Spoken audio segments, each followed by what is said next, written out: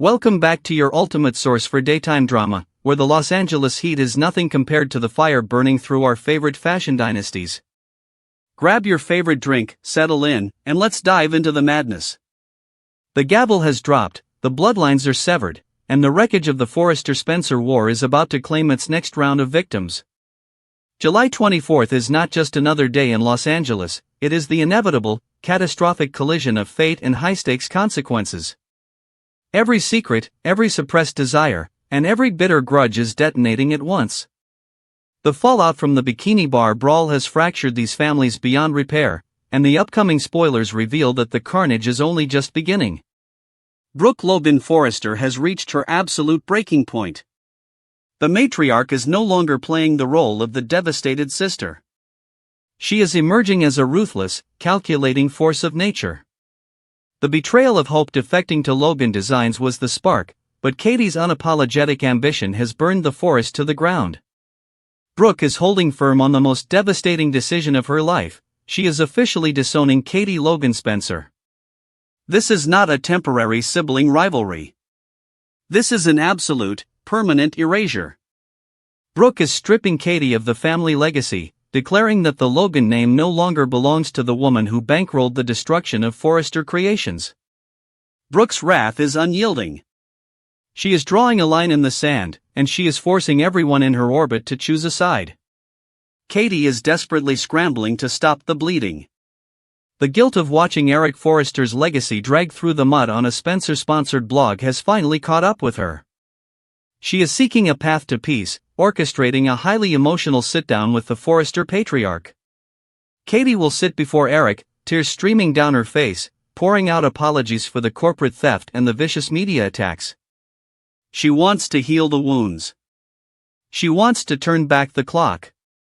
But apologies cannot unpunch a man in the face. Eric Forrester is sitting there with a bruised jaw and a battered ego, the direct result of Will Spencer's violent outburst at the Bikini Bar. Even if Eric's legendary heart softens toward Katie, it changes absolutely nothing. The Forrester clan has closed ranks. Ridge, Steffi, and Brooke are operating as a unified, merciless front. Katie's tears are useless against the wall of ice the Forresters have built around themselves. She is entirely on her own. Across town, the architect of that physical violence is completely spiraling out of control. Will Spencer is drowning in the catastrophic wreckage of his own explosive temper. The image of his fist connecting with Eric Forrester's face is playing on a continuous, torturous loop in his mind. He has humiliated his family. He has assaulted a beloved patriarch. But worst of all, he has lost the only woman he truly wants. Electra Forrester is furious. The horror of watching Will violently strike her grandfather has shattered her perception of him. She has slammed the door in his face, leaving Will isolated, vulnerable, and completely desperate. Enter Melissa Dillon. Dillon has been waiting in the shadows, watching this relationship crumble with the calculated patience of a predator. She knows exactly how to play this. She isn't approaching Will with judgment or ultimatums. She is approaching him with a sympathetic smile, a soft touch, and a bottle of liquor. The beach house is about to become ground zero for a massive romantic betrayal. Will is desperately seeking an anchor, and Dillon is positioning herself as his only lifeline. As the alcohol flows, the defenses are going to drop. Will is exhausted from the fighting. He is broken by Electra's rejection. The spoilers tease that in this moment of ultimate vulnerability, Will is going to surrender to the temptation sitting right in front of him. The intoxicating mix of grief, alcohol, and Dillon's aggressive comfort is a lethal cocktail. Dillon is moving in for the kill, and Will is too weak to push her away. A night of passionate surrender is on the horizon, and it will be a mistake that Will can never, ever take back. But Will is not the only one seeking comfort in the arms of the enemy. Electra Forrester is reeling from the trauma of the Bikini Bar brawl. Her heart is shattered, her loyalties are torn, and she is desperately looking for a safe harbor away from the Spencer chaos. RJ Forrester is standing right there, perfectly positioned to capitalize on his rival's catastrophic downfall. RJ has never hidden his intense attraction to Electra. He has been the noble protector, the loyal Forrester, the man who took a swing to defend his grandfather's honor. Now, he is the shoulder Electra is crying on. The tension between RJ and Electra is crackling. Every lingering glance, every comforting embrace is pulling them closer to the edge. RJ is actively pushing Electra to forget the violent, unpredictable Will Spencer and focus entirely on him. The spoilers reveal that Electra is severely tempted to surrender to this undeniable spark. If Will hits the sheets with Dylan, it is only a matter of time before Electra crosses the ultimate line with RJ. The romantic musical chairs are spinning at a dizzying speed, and when the music stops, the betrayals will be absolute. While the younger generation is tearing themselves apart with lust and revenge, a quiet, suffocating tragedy is unfolding at the Cliff House. Carter Walton and Daphne Rose Walton are trapped in a nightmare they cannot wake up from. The devastating diagnosis from Dr. Lee Finnegan has completely shattered their world. Early menopause. Infertility. The absolute, crushing reality that they cannot conceive a child naturally. Daphne is sinking into a terrifying, paralyzing depression. The vibrant, ambitious woman who arrived from Paris is fading away, consumed by a profound sense of inadequacy and grief.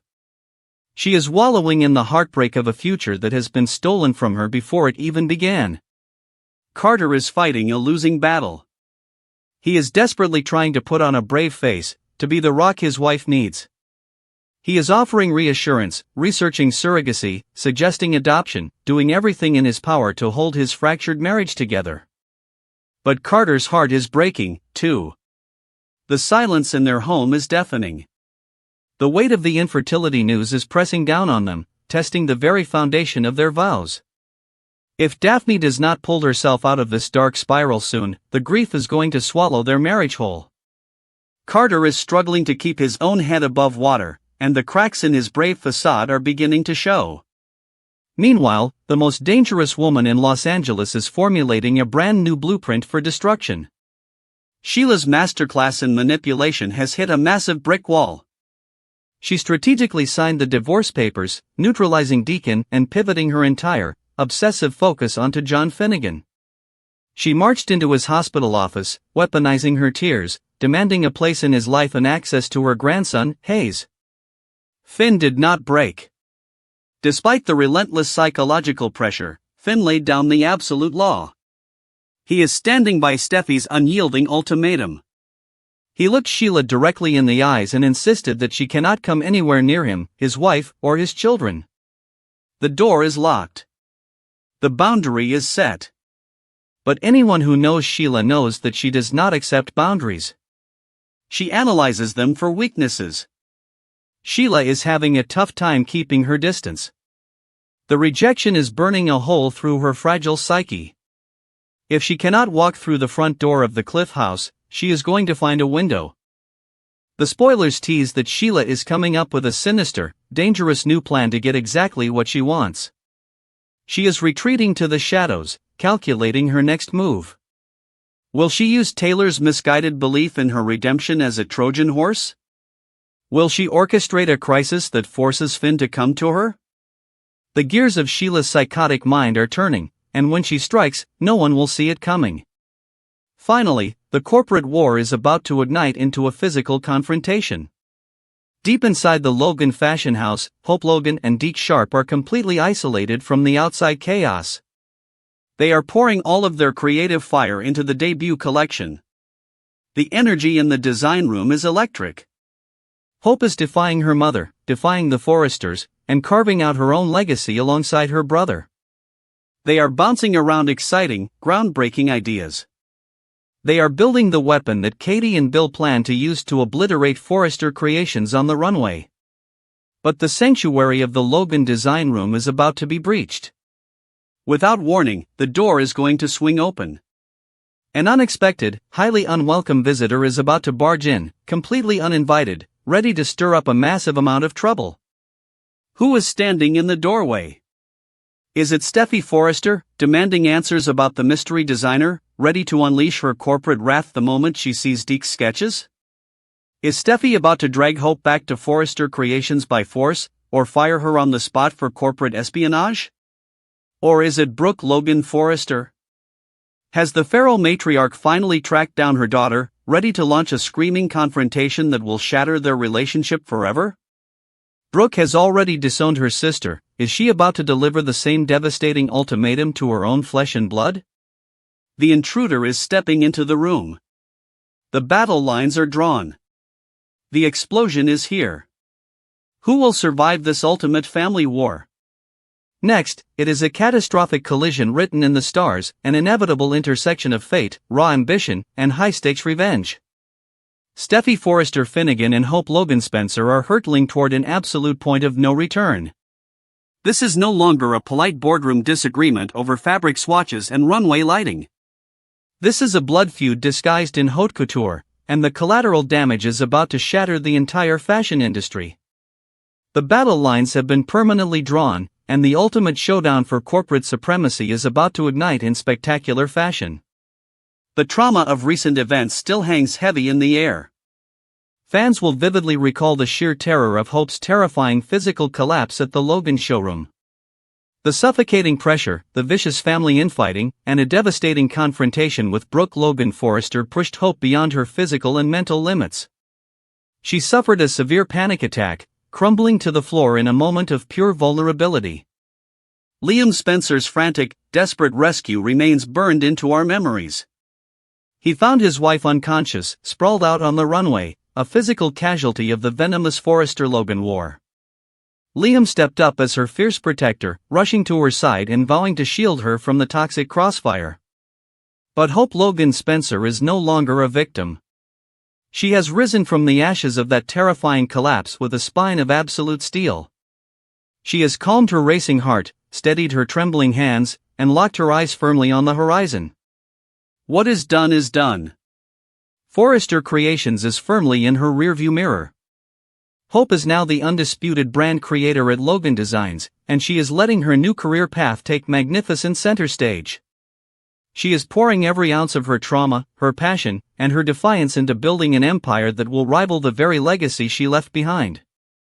The debut collection at Logan was an unmitigated, staggering triumph. It sent shockwaves through the fashion capital, proving that Hope's creative genius could thrive outside the oppressive shadow of Forrester Creations. But in this ruthless industry, a single hit is never enough. You are only as good as your next runway show. Hope knows that to cement Logan's status as a fashion powerhouse, this cannot be a one-time fluke. She must deliver consistent, breathtaking quality that commands the market. She has to keep the momentum surging, and with the brilliant Deke Sharp by her side, the sibling duo is an unstoppable creative force. Deep inside the creative sanctuary of Logan Designs, the energy is electric. Hope and Deke are already hard at work on their highly anticipated second collection. They are pushing boundaries, slicing through conventional designs, and bouncing around revolutionary ideas that will leave the fashion press begging for more. The sketches are bolder, the fabrics are richer, and the stakes have never been higher. Hope is entirely in her element, thriving in an environment where she is finally respected and valued. But this peaceful creative bubble is about to be violently burst. A surprise visitor is marching toward the Logan design room, and they are bringing a hurricane of fury with them. Heavy, aggressive footsteps echo down the hallway. The tension in the building spikes to dangerous levels. While Brooke Logan Forrester is always a prime suspect for an uninvited ambush, desperate to drag her daughter back to the Forrester fold, the true threat is far more lethal. The doors to the design room are about to fly open, and the person standing on the other side is none other than the fiercely protective, ruthlessly determined co-CEO of Forrester Creations. Steffy Forrester Finnegan is on the warpath. She is barging into enemy territory with fire in her eyes and venom on her tongue. Steffy has watched her family's legacy be mocked, undermined, and betrayed. She firmly believes that Hope, Katie, and everyone at Logan Designs actively conspired to sabotage Forrester Creations. In Steffy's mind, Hope's departure was not a business decision, it was an act of corporate treason. And Steffy Forrester Finnegan does not forgive treason. She punishes it. The confrontation that erupts in the Logan design room will be nothing short of explosive. Steffi launches into a fierce, screaming outburst, unleashing months of pent-up rage directly at Hope. She zeroes in on the sketches, the fabric boards, and the undeniable reality that Hope is already building her second collection. The realization that Logan is not slowing down, that they are actively preparing to steal even more market share from Forrester, pushes Steffi over the absolute edge. She is not here to negotiate. She is here to issue a declaration of total war. Hope, however, refuses to cower. The days of Hope Logan shrinking away from Steffi's intimidating demands are completely over. Hope digs her heels in fiercely. She squares her shoulders, lifts her chin, and stares directly into the eyes of her lifelong rival. Hope delivers a defiant, unwavering response. She defends her right to create, her right to succeed, and her absolute refusal to be bullied out of her own destiny. The verbal sparring is vicious, a rapid-fire exchange of insults, accusations, and deep-seated resentments that have boiled over into pure hatred. It is in this heated, breathless moment that Steffi makes a sinister, terrifying vow. She promises to return the favor of sabotage. Steffi looks Hope dead in the eye and swears to do everything in her immense power to ensure that Hope's second collection is a catastrophic, humiliating failure.